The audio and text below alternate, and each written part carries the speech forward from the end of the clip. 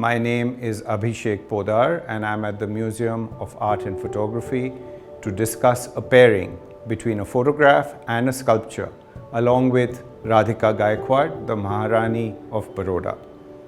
Here we have a sculpture of a dancer, Gauri, housed in the Maharaja Fateh Singh Museum, alongside a photograph from the map collection of Sivaganga Ammal, a member of an aristocratic South Indian family who settled in Karnataka. At first glance, we might be drawn to compositional similarities between both these images. But underneath this layer lies a story of shared national identities and cross-cultural interactions, a connection between India and Italy just over a decade apart. Photography came to India in the mid-19th century at a time when the British colonial rule was at its height.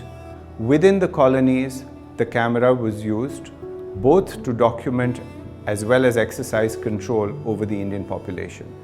Many photographic societies and studios came up in the cities of Bombay, Madras and Calcutta, and a large majority of these were headed by Europeans, largely the English. The Bourne and Shepherd studio is the most prominent example. And alongside images of landscape and architecture, there was also growing interest in moving inwards, capturing personal sentiments and emotions through portraiture. It is within this context that we now move on to this portrait from the Del Tufo and Co. studio taken in the late 1800s. The sitter in this photograph is identified as Sivaganga Ammal, the first wife of Meganda Deva Mudaliar, who was also the nephew of Arcot Narayan Swami Mudaliar, a very prominent reformer and philanthropist who lived in Bangalore. Interestingly, the sculpture of Gauri at the Maharaja Fateh Singh Museum also depicts a South Indian woman. I'm curious to learn how a sculpture of a Bharatnatyam dancer found its way into the court of Baroda. In 1880, Maharaja Sayajirao Gaikwad III of Baroda married the beautiful princess of Thanjavur, Chimnabai. Chimnabai brought with her in her dowry a troupe of musicians and dancers to the Baroda court. Among them was a young Gauri, an accomplished Bharatnatyam dancer and a music composer, and the subject of this sculpture. Although only a young girl, when Gauri first arrived in Baroda, she left behind a rich legacy that even today endures. For many decades, she and her dance partner, Kantimati, would grace the Darbar Hall at the Lakshmi Vilas Palace and perform the oldest dancing tradition of Bharatnatyam. She also composed the Alarippu and Jatishwaram and Shabdam to the Tamil music. Initially, portrait photography was reserved for people from the upper classes, such as the subject of the photograph here. And there are certain visual clues that tell us this. Her attire in particular, the luxurious silk sari with this prominent gold belt and the expensive jewelry that adorns her, her bangles, her earrings and the several rings and toe rings that she wears. We also notice the presence of a book on the sofa, a symbol of both education and knowledge. This photograph has an almost aspirational quality. The sheer scale of this work, which is life-size, was rather unusual for that time, and one can safely assume that Sivaganga Ammal had control over how she wanted to be perceived by the viewer. Exquisitely crafted in bronze, this sculpture by Augusto Felici depicts Gauri as a Bharatnatyam dancer in her typical attire. You can see her in a pleated sari along with the musical anklets or ghungroos. Her right hand is raised as if she is captured in motion, as is her right foot, which is slightly off the ground. Her left arm rests on her waist. I would like you to notice the ornamentation on her forehead and the details on her plait. It was Gauri's deep desire that the connection between Thanjavur and Baroda be remembered forever. Thus, when in 1961 the Maharaja Fateh Singh Museum came up, the museum decided to bring the statue from the palace, which was its original abode. And thus, the Tanjore dancing girl arrived at the museum here for all to come and see and behold. And so goes this true story of a splendid dancer from the coast of Thanjavur who brought with her the revered traditions of Bharatnatyam to the royal court and the city of Baroda.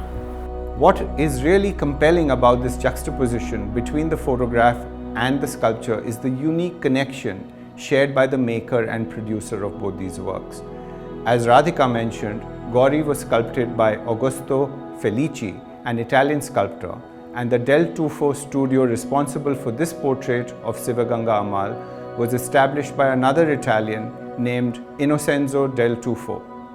Innocenzo Del Tufo was born in Aversa in Italy and likely set sail to India in the late 1800s, establishing photography businesses along with his first wife as he went along from Bombay, Bangalore, Madras and Ooty. Consequently, we see the influence of European and Victorian aesthetics on the composition of the photograph and her pose. Pay attention to the use of the props, the presence of the table and the chair, the book and the flower vase. They were all typical to Victorian portraits. Her pose, her left foot forward, her hands resting on the table and sofa, and the body at a slight angle are also conventional and signal both power and authority. We also see the interplay between photography and painting in this image. The highlighting of the photograph through hand coloring was practiced by many commercial studios. If you look closely at the photograph, you will notice hints of graphite and white paint to highlight certain accents.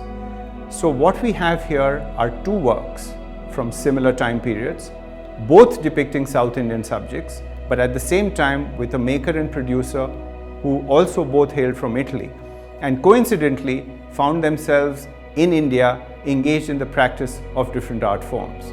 Similarly, Augusto Felici, born in the year 1851, was brought by Maharaja Sayajirao Gaikwad III to Baroda all the way from Venice in North Italy. In between the years 1891 to 1896, he worked prolifically as a painter and a sculptor for the Maharaja. Alongside Gauri, Augusto Felici created a number of sculptures, reliefs, stairways and paintings for the royal Gaikwad court. He was perhaps one of the most important artistic influences in Baroda, other than of course the famous Indian painter Raja Ravi Verma. Gauri shows us how European naturalism travelled to Indian courts, from her clothes to her posture. The way Felici created Gauri showed the distinctive character of European naturalism. He was known for his artistic style, which blended realism with Indian subjects. This style was very popular in the colonial period, where artists mimicked Western techniques at royal court. Here, art and urban development intersect. Felici's work shows how Sayajirao's kingdom gradually introduced aspects of Western aesthetics in the art produced during that time. They, along with Gauri, show us how Western influences impacted and settled in colonial India in the 19th century. A South Indian dancer who performed in Baroda and a South Indian woman from a prominent family who posed for a photograph. On the surface, there doesn't seem to be much in common, but tracing the journey of these artworks and the trajectories of their makers tell us so much more about the history of both these works and the aesthetics that inform them.